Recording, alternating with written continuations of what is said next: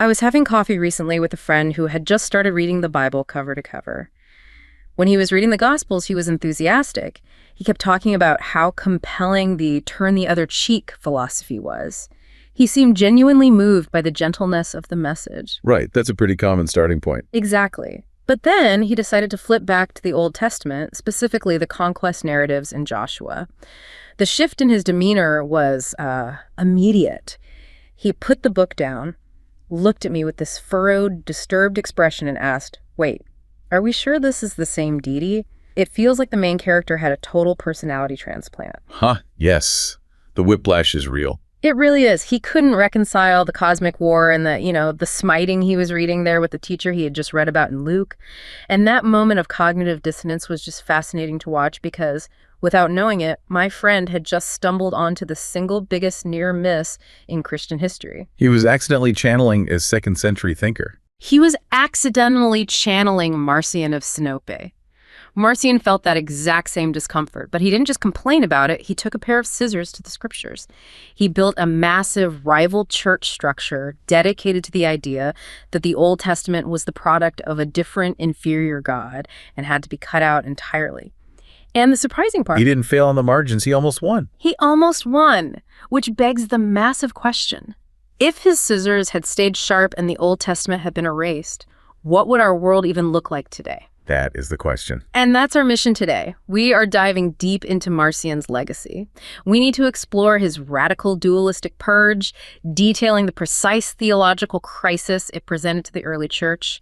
We'll analyze why the early leaders fought tooth and nail to keep the Old Testament despite its messy, contradictory nature, the very nature that unsettled my friend. And ultimately, we need to trace the influence of that decision. Yes. Ultimately, we're analyzing the profound, persistent influence the retention of that complicated text had, and continues to have on, Western concepts of law, justice, and social cohesion, right down to the structures of our government and our moral compass. It's just impossible to talk about the history of Western thought, or even the formation of the Bible as we know it, without engaging deeply with Marcion of Sinope. He was a truly monumental figure in the 2nd century. And he wasn't just some fringe philosopher hiding in a corner, was he? The sources suggest he was extraordinarily influential. Oh, absolutely. Marcion was a wealthy ship owner from Sinope in Pontus, which is in modern-day Turkey. He was also the son of a bishop, so he was born right into the heart of the emerging Christian world. So he had both the theological literacy and, crucially, the financial backing. Massive financial backing. He arrives in Rome around 140 CE, and he immediately makes a splash. I mean, the first thing he does is give the church in Rome a massive donation, something like 200,000 sesterces. Wow. What is that in modern currency? It's hard to make a one-to-one comparison, but we're talking millions. Easily. So he essentially buys his way into the highest echelons of the nascent church power structure. He certainly gets their attention. And he arrived at this perfect moment of immense political and religious ferment. The Bar Kokhba revolt had just collapsed in 135 CE. And that was the last major Jewish revolt against Rome, right? It was. And its failure effectively signaled the definitive separation of Judaism and Christianity. The final destruction of Jewish messianic expectation tied to the Jerusalem temple was complete. So you have these Gentile churches trying to figure out their identity, separate from the Jewish roots they had initially inherited. And into this identity crisis walks Marcion. Exactly. He looks at the scriptures, the ones being read in the churches, and he sees the tension your friend saw, but he takes it to this dramatic, revolutionary conclusion. And that conclusion was dualism. The idea that the scriptures describe two entirely different deities. That is the dualistic core that drove his entire system. He looked at the Old Testament God, Yahweh, and the New Testament revelation of Jesus, and he just declared them fundamentally incompatible. Let's really unpack those two deities with the gravity they deserve, because this distinction is the engine of Marcionism, isn't it? It's everything. So first you have the demiurge. The word literally means public worker or craftsman. For Marcion, this is the God of the Old Testament, the creator God. And he's not evil, exactly. No, not malevolent in a satanic sense, but he's inconsistent, limited, and characterized primarily by strict, unyielding, almost petty, stern justice. He's the creator of this defective material world, a world that's just riddled with suffering, death, and injustice. So the flaws of the world are a reflection of the flaws of its creator. Precisely. Marcion saw him as this rigid lawgiver, given to fits of wrath, jealousy, and inconsistency. He'd point to the genocidal actions in the conquest narratives as Exhibit A. The demiurge is limited because he only knows law, and he created a world that is inherently flawed. He's the lesser god, trapped in his own material creation. Okay, so that's the demiurge. Who is the other god? Opposed to him, you have the supreme god. Marcion often called him the stranger god, or the alien god. An alien god. That sounds very sci-fi. It does, but it captures the sense of otherness. This deity is purely benevolent, absolutely loving, universally merciful, and full of pure grace.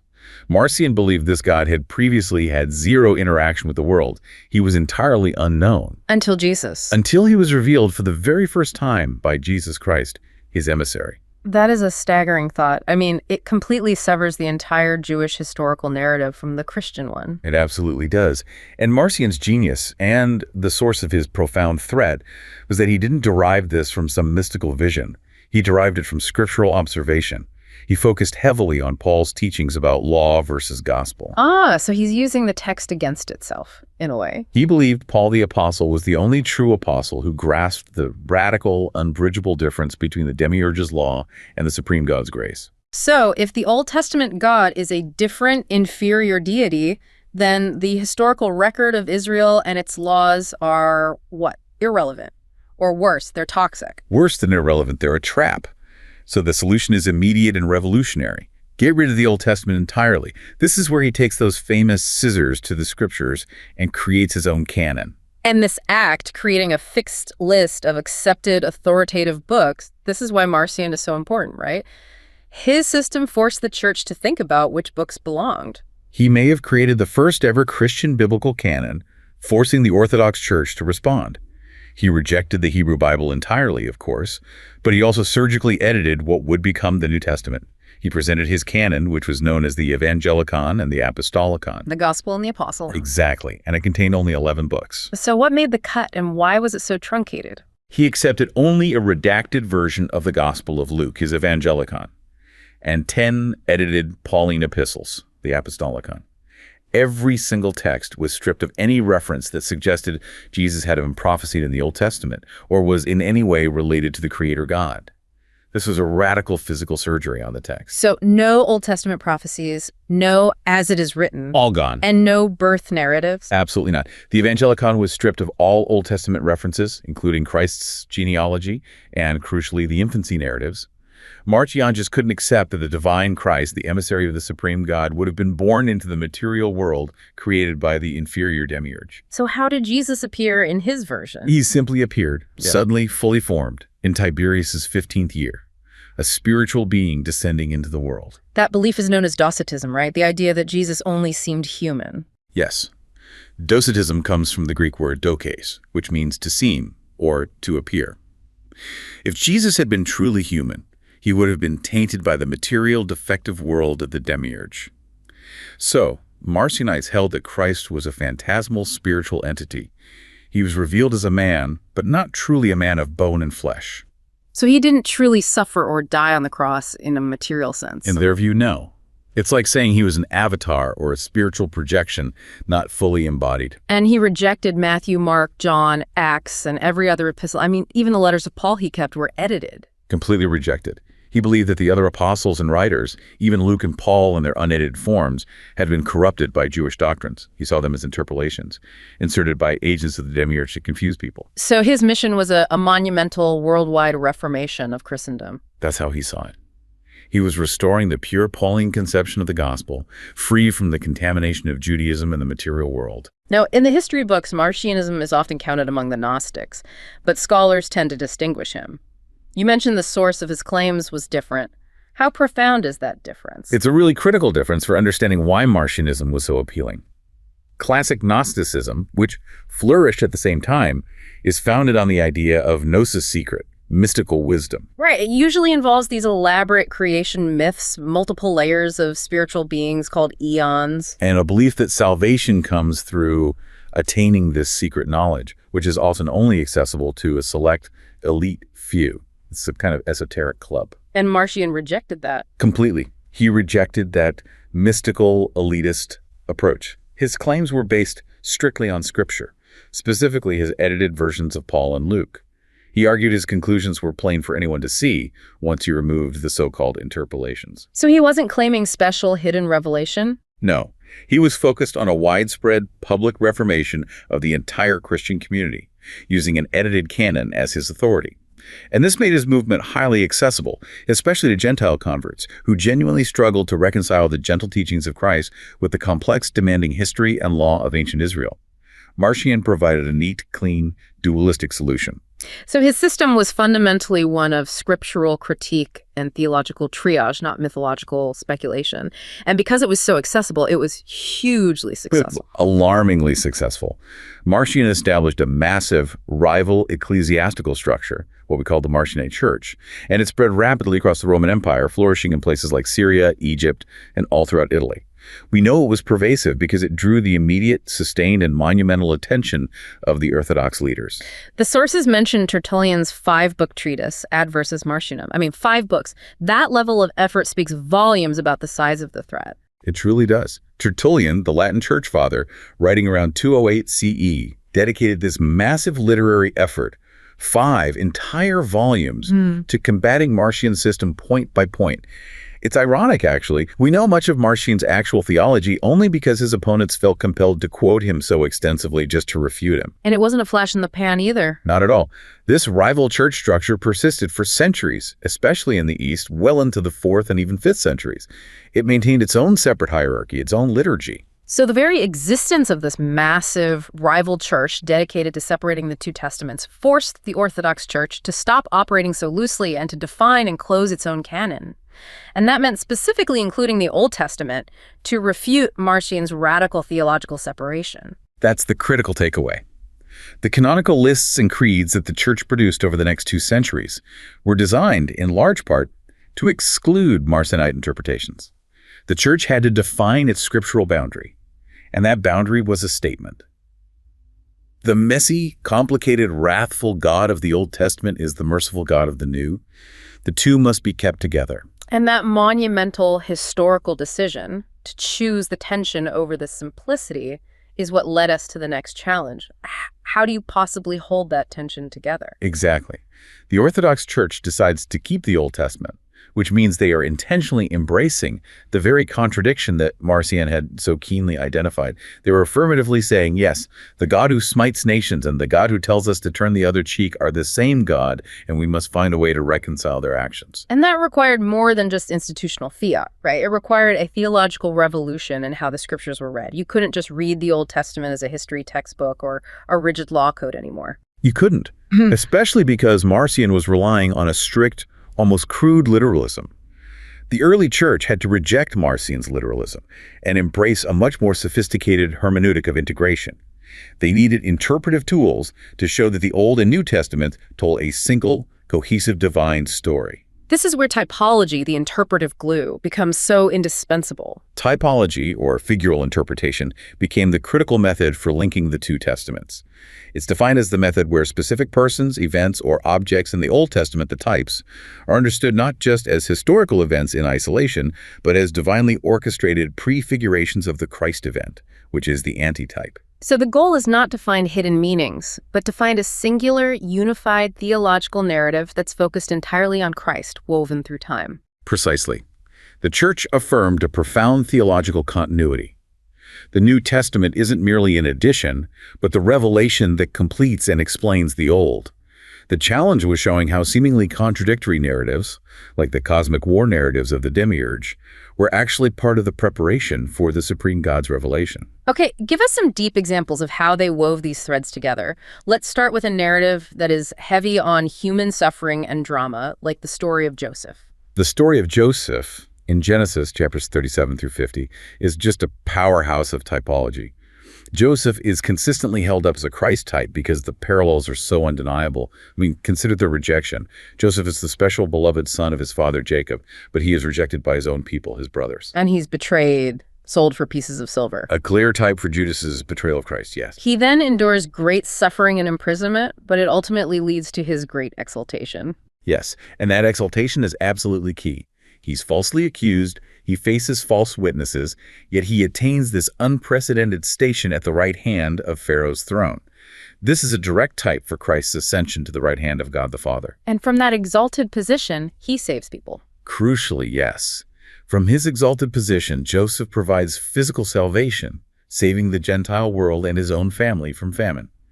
Christ provides spiritual salvation for the entire world. Joseph's rejection and suffering are the necessary steps toward his exaltation and his ability to provide salvation. That makes the suffering and the eventual triumph part of a grander pattern that spans millennia. It's not random. It establishes the divine pattern. Another powerful example is provided explicitly by the New Testament itself. The brazen serpent story from the book of Numbers. Right. The Israelites are wandering in the wilderness. They're plagued by venomous serpents. And Moses is commanded to put a brazen serpent on a pole. Anyone who had been bitten, if they looked at the serpent, they were healed. It was a form of salvation from physical death. And Jesus draws the parallel himself. He does, making the connection just undeniable. In John 3:14, Jesus states, "As Moses lifted up the serpent in the wilderness, even so must the Son of Man be lifted up." The serpent on the pole, an image of death and cursing, becomes the perfect type of the crucified Christ who takes the curse of sin upon himself to offer eternal healing and salvation. But the ultimate expression of this sacrificial foreshadowing, it has to be the near sacrifice of Isaac. Genesis chapter 22, the Akedah, or the binding. It's fundamental. Abraham is commanded to sacrifice his unique, long-awaited son, Isaac. And as they ascend Mount Moriah, Isaac asks his father, "Where's the lamb for the burnt offering?" And Abraham answers prophetically, "God himself will provide the lamb for the burnt offering, my son." The early church read this as direct prophecy. So the tension, this Old Testament God commanding human sacrifice only to preempt it, is resolved in Christ. Exactly.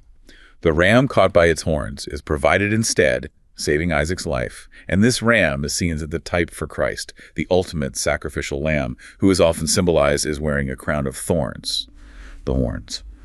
Typology allowed the early church to avoid Marcion's conclusion by asserting that the two testaments were not contradictory documents about two different gods, but rather a continuous single divine epic. Yes, with the Old Testament providing the groundwork and the New Testament providing the final reality. It's a statement that Christ is the core and center of all Scripture, uniting the history of ancient Israel with the New Testament church. The continuity means reading the Old Testament as the word of Jesus who spoke by the prophets.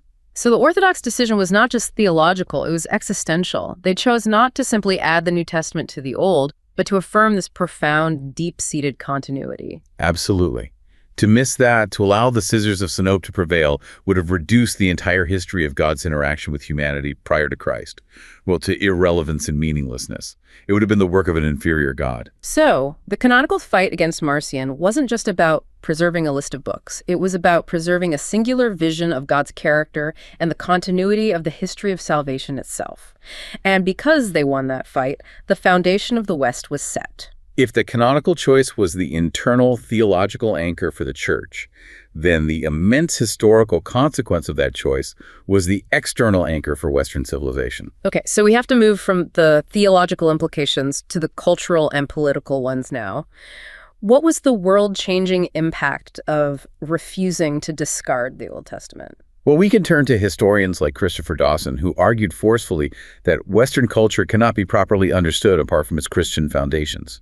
And because the early church rejected Marcion, the foundation of that Christian faith, the covenantal, historical, and crucially the legal framework of the Old Testament, was preserved. And injected directly into our cultural inheritance. Directly. This meant that the specific laws, the narratives, the ethical demands of the Hebrew Bible infiltrated and structured the very core of English common law. From which so much of modern Western law, particularly American law, descends. The infiltration was both broad and specific. On a broad level, you have the moral framework of the Ten Commandments. It ensured that core offenses like homicide, theft, adultery, perjury, and blasphemy were not just religious sins, but matters for civil punishment. So they were handled by courts based on Christian jurisprudence. Yes. The essential principles of revealed religion became part of the common law of England, providing a kind of non-negotiable moral scaffolding for society. But the influence goes deeper than just general morality. It structures the very procedures of law that we just assume are self-evident today. One of the most ubiquitous legal requirements in multiple jurisdictions, from proving a will to convicting someone of a capital crime, is the two-witness rule. This is clearly derived both historically and conceptually from the Deuteronomic Code. Where exactly in Deuteronomy does that procedural rigor originate? Deuteronomy 17.6 and 19.15 establish this requirement. It says, "At the mouth of 2 witnesses, or 3 witnesses, shall he that is worthy of death be put to death. But at the mouth of 1 witness, he shall not be put to death." And this wasn't just a religious instruction. No, it was revolutionary jurisprudence. It was designed to protect the individual from tyranny and from manufactured evidence. If the state could convict you on the testimony of just 1 accuser, its power was absolute. And the sources note that this principle is so foundational that even the U.S. Constitution enshrines it for the most serious offense, treason. No person shall be convicted of treason unless on the testimony of 2 witnesses to the same overt act. That's a direct lineage from Deuteronomy, isn't it? It demonstrates how ancient Israelite legal thought still protects citizens today. The connection is undeniable, and it goes further. The very structure of society, in terms of legal personhood, drew directly from Genesis and Paul texts Marcion despised. For instance, consider the archaic but foundational legal axiom of spousal unity. The idea that the husband and wife are legally one person. Exactly. This was grounded directly in Genesis 2.23.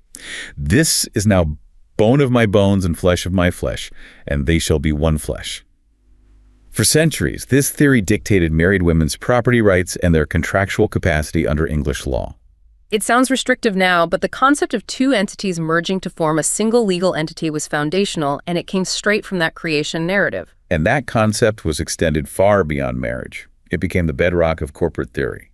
St. Paul's metaphor of the church as the body of Christ, "We being many are one body in Christ," from Romans 12, was applied directly by medieval jurists to conceptualize civil entities. Like corporations, guilds, and the state itself. All of them. Wait, hold on. Are you saying the concept of the modern limited liability company, legally speaking, owes a debt to St. Paul's idea of the body of Christ? That's incredible. In essence, yes. The idea of the state as a body politic, where the king is the head, the members of parliament or the citizenry are the limbs, and the officers are the organs, is a metaphor derived directly from this biblical source. The metaphor of the church became the legal template for conceptualizing civil governance and collective organization. So without the retention of these specific texts, especially Paul's letters, which Marcion would have stripped out, the very theory of the state and legal personhood might have developed along radically different non-corporate lines. It's very possible. The decision to keep the complicated text meant absorbing its history and its mandates into the cultural bloodstream. But we have to address Marcion's central fear. That this rigid justice, when dragged out of its context and applied literally, would lead to profound moral disaster. And the sources confirm that disastrous legal outcomes did stem from such literal application. It's a painful validation of Marcion's anxiety. Give us the most chilling examples of that literalism in action. Well, the horrific history of the persecution of witchcraft in Europe and colonial America is perhaps the most obvious. It was heavily justified by one command in Exodus 22.18. "Thou shalt not suffer a witch to live." Those exact words. And they were reinforced by peripheral references in Deuteronomy and Leviticus. These awful words, as one source noted, have served as a justification for more judicial slaughter than any other sentence in the history of human jurisprudence. So legal systems, having absorbed the divine law, executed thousands of people based on a literal, universal application of what was originally a specific 8th century BCE police regulation. A regulation regarding certain types of sorcery? Yes. It's a staggering thought. Marcion was wrong about the 2 gods, but he was terrifyingly right that a literal application of the law could become an engine of moral disaster and judicial murder. And what's another example? Another crucial one that stifled economic development for centuries was the medieval doctrine of the unlawfulness of usury. The charging of interest for the loan of money? Right. Exodus 22.25 and Leviticus 25.36 prohibited the exaction of interest from the poor or from your brother Israelite. Medieval law, backed by Aristotle's philosophical objection that money is barren, took this command and applied it universally. Usury was treated as a mortal sin. Which essentially put the brakes on complex economic growth, since capital accumulation and large-scale investment require credit systems. Precisely. It forced money lending outside the formal structures of the church, often leaving it to non-Christians. and the practice of illegality, nationally inflated interest rates, and restricted legitimate trade and infrastructure projects. So this illustrates the fundamental cautionary note from the legal sources. Yes, that biblical texts must not be dragged from their context and applied literally without considering the original circumstances, otherwise they do an immense amount of harm. The spirit must prevail over the letter. So, the Orthodox decision gave the West its legal foundation, but it also imposed the moral and intellectual responsibility of interpreting that foundation spiritually and contextually. The very fact that we debate the proper use of these ancient laws today is a consequence of the Church's 2nd century victory over Marcion. And this brings us to perhaps the Old Testament's greatest enduring value, the core insight that even Marcion's critique can't fully erase. We must look past the God of war narratives and focus on the high ethical demands. The resulting complex text, not Marcion's purified version, forms the indispensable Western moral compass. And that compass points first and foremost toward justice. Indeed. The Old Testament exhibits a passion for justice that is unparalleled in world literature. This passion isn't abstract philosophy. It's rooted in the covenantal obligation between God and Israel, where justice is required for the maintenance of that relationship. So what did justice, mishpat, entail in the ancient context? Was it just about legal punishment? Mishpat means more than just handing down a verdict. It implies relational equity and upholding order. But fundamentally, in the ancient Near East, justice was defined as the protection of the weak and the vulnerable, specifically the orphan and the widow. And that wasn't unique to Israel. No, even secular kings, centuries before Moses, like Hammurabi, understood this ideal, that the strong should not oppress the weak. In Israel, the monarch was expected to embody this ideal. Psalm 72 is the royal ideal. May he defend the cause of the poor of the people, give deliverance to the needy, and crush the oppressor. But the sources, particularly the prophets, show us that Israelite society constantly and spectacularly failed this ideal, especially as the nation became wealthier and more powerful. Repeatedly. And this led to the radical social critique of the prophetic movement, exemplified by figures like Amos and Isaiah in the 8th century BCE. Amos, writing in the northern kingdom of Israel, just tirades against the wealthy who trample on the needy and use fraudulent measures, false balances, to deceive customers. Buying the poor for silver and the needy for a pair of sandals. Exactly. And what makes this critique so sharp is that they coupled these dishonest business practices with fervent religious observance. The prophet essentially hears the rich asking, when will the Sabbath be over, so that we may open the markets and offer wheat for sale? So the prophets made it devastatingly clear that they prioritized social justice over cultic worship. They absolutely did. You have the famous lines of Micah.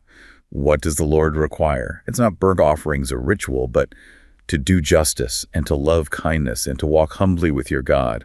Amos demands, let justice roll down like waters and righteousness like an ever-flowing stream. For them, ritual was a hindrance if it blinded people to the gross economic and social injustices being perpetrated. Isaiah's critique hits at the root of economic inequality, the disproportionate gap between rich and poor caused by expansionism. He rails against those who add house to house, who add field to field, until there's room for no one but you. And those actions, land appropriation, displacement, even if they were technically legal, were considered morally unconscionable because they violated the covenantal principle of collective stewardship.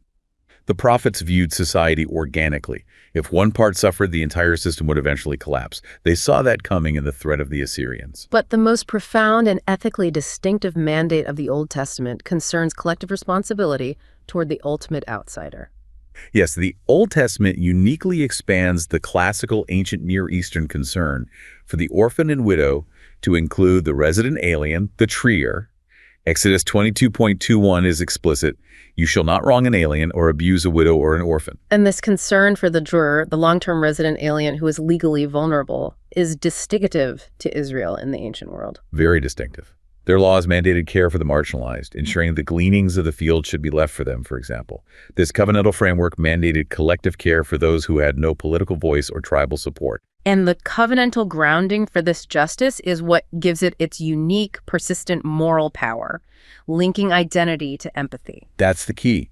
The Israelites are told over and over, you shall also love the alien, for you were aliens in the land of Egypt. This provides a robust historical moral compass by grounding collective responsibility and empathy in the nation's own foundational story, the Exodus narrative.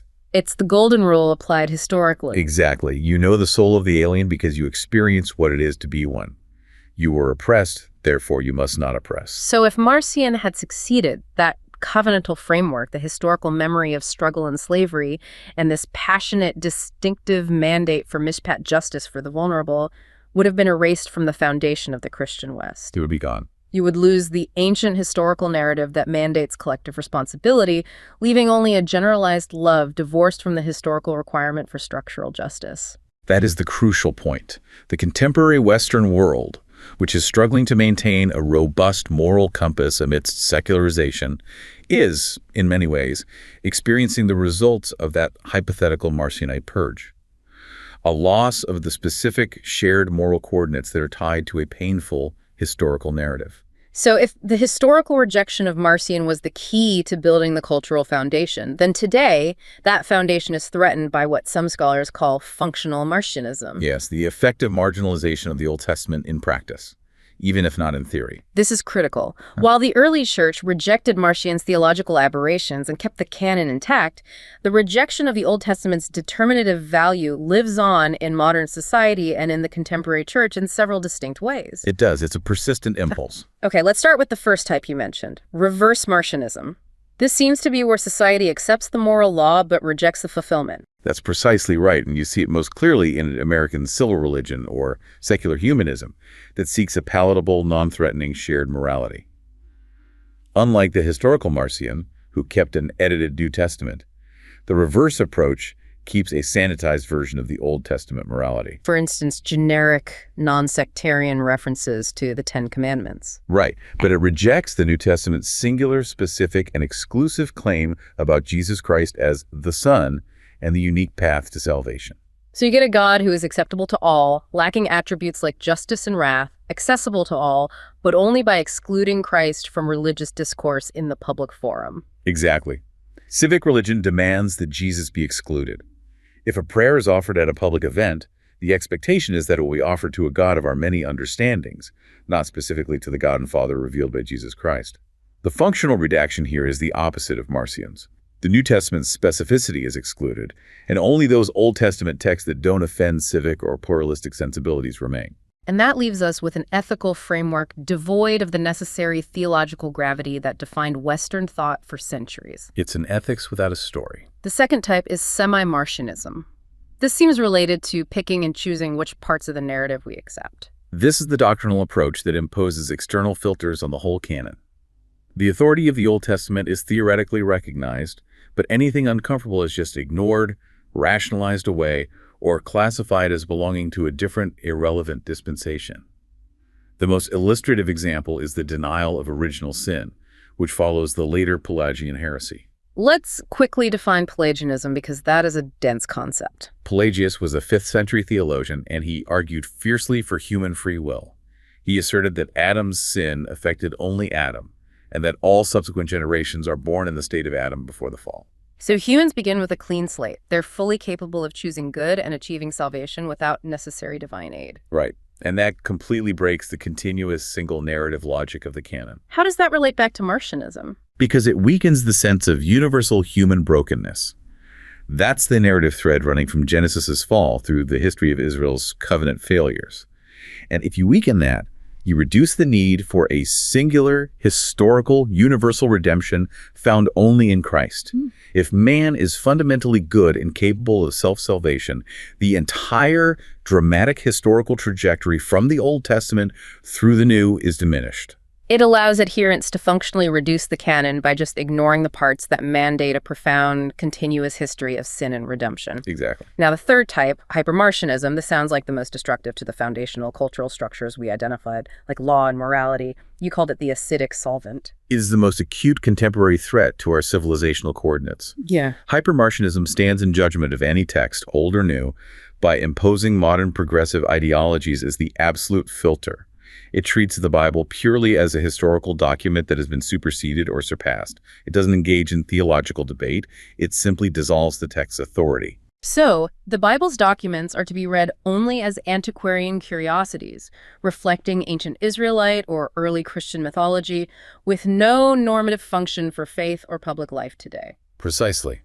This process dissolves our shared reference point. We see this vividly in modern critiques of moral issues.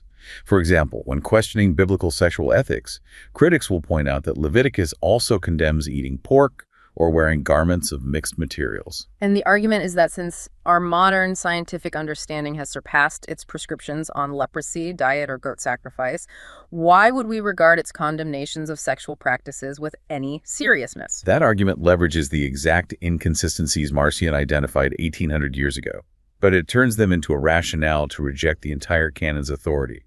It strips the text of any moral relevance and authority, leading to the total loss of an objective normative source of truth. So the Bible is rendered equally suspect across both testaments. And that leaves only the individual's religious ideas, or more often the dictates of contemporary secular culture, as the final arbiter. This undermines the complex organic ties necessary for a functional, resilient society because there is no shared reference point, no common language of justice or morality rooted in a shared historical narrative. So the historical contingency of the Old Testament's role in shaping the West provides a framework for understanding contemporary fragmentation. Hyper-Marcionism is actively erasing that framework, leading to a loss of those civilizational coordinates. It's the purposeful erosion of shared intellectual and moral coordinates. The hypothetical Marcionite removal of the Old Testament's covenantal framework from Christianity offers profound insight into the contemporary Western world's struggle to maintain a moral compass. Without that historical foundation, the unique concept of collective responsibility rooted in empathy, love the alien for you or aliens, is lost. The moral force behind justice just dissipates. That seems like a complete inversion of the foundational purpose of a canon. Instead of the canon defining the community defines the canon in real time based on fluctuating social mores. It is. And the final type, which is perhaps the most widespread, is unintentional Marcionism. Here, adherents maintain the verbal inspiration and theoretical inerrancy of the entire canon, but they functionally neglect the Old Testament. They view it as a purely historical, lesser literature, primarily relevant to Jewish history. Treating the Old Testament as if it were a foreign country that Christians can only visit as tourists, never as inheritors of the story. Which ignores the fact that New Testament writers, like Paul, explicitly claimed the Israelites of the Exodus as our fathers and said the events were written down for our instruction. When the Old Testament is functionally marginalized, the Church fails to fully utilize the older scriptures as a living, definitive, sacred text, resulting in a functionally reduced canon, even with pious pretenses. And this marginalization weakens the Christian community's connection to the covenantal roots of its ministry and ethics. For example, they miss the context for why concepts like the priesthood of all believers found in 1 Peter derives directly from Exodus 19. They lose the full depth of their historical mandate. We started with Marcion, who wanted to purge the complexity and contradiction from the divine narrative by separating the two gods and cutting the book. But the Orthodox tradition, by fighting Marcion and retaining the Old Testament, intentionally preserved a text characterized not by ideological tierism, but by a running argument. And that internal dialectic, that capacity for self-critique, is its necessary strength. It's a model for civilizational resilience. The Bible is not a unified political manifesto. It juxtaposes differing viewpoints. The harsh law of Exodus versus the compassionate inward law predicted by Jeremiah, Jesus superseding what was said to them of old. This complex structure offers resilience against ideological monoliths. The text's complexity allows it to be used as a source of effective rhetoric for both good and ill, as we saw with the witchcraft persecutions. But the presence of that internal critique, the prophets' blistering critique of their own society, is itself a biblical value. It is. The text contains warrants for intolerance, but it also contains the criterion to test those warrants, the command to love God and love your neighbor as yourself. The prophets provided a mechanism for continually testing the righteousness of society against its own founding moral principles. The rejection of Marcion was the embrace of a difficult, historical, covenantal tradition that includes that critical self-assessment. The ultimate synthesis, then, is that the embrace of the Old Testament instilled an irreplaceable, collective, justice-based morality into the West. Today, the resurgence of Marcion's impulse, that desire to purge the difficult parts or the parts that offend our current sensibilities, is fundamentally a threat to the foundational cultural structures that rely on that original, messy, unified biblical narrative. The necessity of keeping the Old Testament is the necessity of keeping history, keeping context, and keeping the foundational moral coordinates that ground empathy and collective identity. The decision to integrate diverse, even contradictory historical and theological narratives, as exemplified by Christianity's absorption of the Old Testament, is key to fostering civilizational resilience against ideological purism. So, my friend's cognitive dissonance wasn't just a personal failure to reconcile texts. It was him brushing up against an 1800-year-old existential crisis for Western thought.